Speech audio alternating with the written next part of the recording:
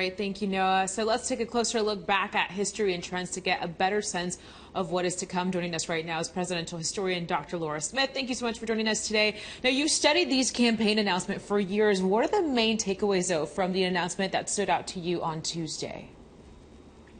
Every announcement is different. And so really, what really stood out to me today from Biden is obviously people have been talking about how it's digital and maybe that could play to his advantage, to his style. It's obviously scripted. That's very Biden.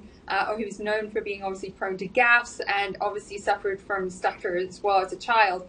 So he has dealt with this obviously very well in terms of scripted rather than, the rallies and sort of off-the-cuff remarks that are so very Donald Trump. So we have this very distinct style from Biden that was really encapsulated in his message today, in which he really focused on American values. So he's still trying to unite the nation, maybe not in the same as optimistic way as the battle for the soul of the nation of 2020, but still in this way of let's come together over what he describes as the best of American values, this idea of coming together for freedom and everyone's rights, coming together to support one another. And we also saw a heavy presence of Vice President Kamala Harris. Did this stand out to you? And if so, how much of a role do you think this will play out for people who watched this video? I think 2 points are really important about this. First is the fact, obviously, Kamala Harris, you were talking about the vice presidency. The vice presidency in the 20th century was the automatic, most frequently used stepping stone to go from vice president to president, whereas in the 19th century, you were most likely to become president if you've previously been a Secretary of State. So Secretary of State in the 19th century was the juicy job to next become president if you had those aspirations. The 20th century, it was the vice presidency. We don't yet have a pattern for the 21st century where we're in. We don't have a pattern for the post 9/11 period as to what is the juiciest job in government in order to have those presidential aspirations for your future. So it's really interesting to see what pattern and trends are going to come about in the next few decades. I think it's going to be really interesting to watch Kamala Harris and where her career goes from here. I think secondly is that obviously Biden really relied on African-American voters in the 2020 election. He couldn't have got elected without them. And we see that not only in obviously emphasizing Kamala Harris and her really having this role of bringing out the base. And we saw that today with her speaking about abortion rights, for example.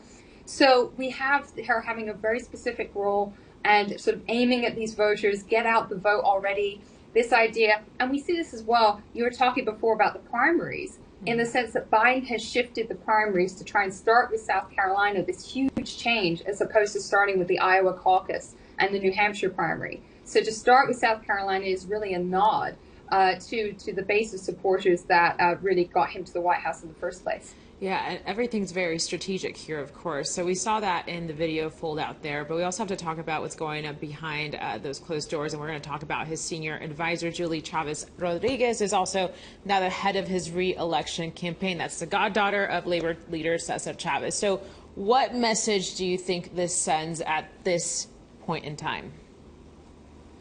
Well, we can see, again, even if you just look in Biden's Oval Office, the way that he has had, a nod to Cesar Chavez and the labor movement in the sort of the bus that he's got in the Oval Office. We see that this, even in his speech today, going straight after having that scripted video drop, straight to speak to union leaders and his base and get that big, huge boost of support there. I'm sure that really gave him a lot of confidence, which for someone like Biden, who's not the most confident speaker, is really vital and, is a sort of real good push out the gate, which is what you need. You want to have that good start. So I think, relying on this base and ensuring that he's not just broad brushed as this moderate candidate, which, he's a moderate president. And when you look at the Democratic Party, he definitely represents the moderate wing of the party. So the challenge for him is to ensure that he once again gets out the base to vote, as he did in 2020 and as he did in 2022.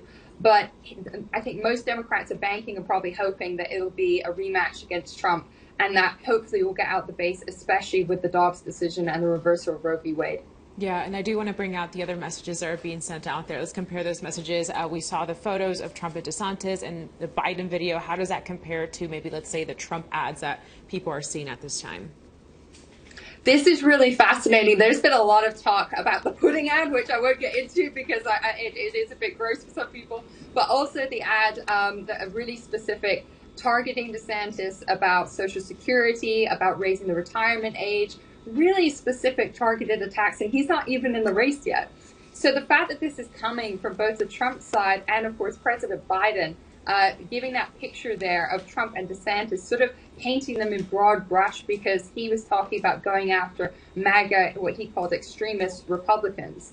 So he uses this very specific language, has a very clear picture of who he's talking about without even naming them.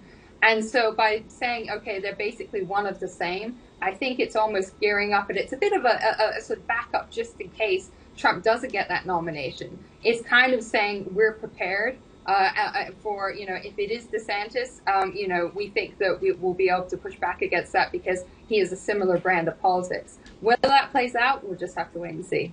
All right, a breakdown of the big political announcement today. Dr. Laura Smith, thank you so much for your time. We appreciate it.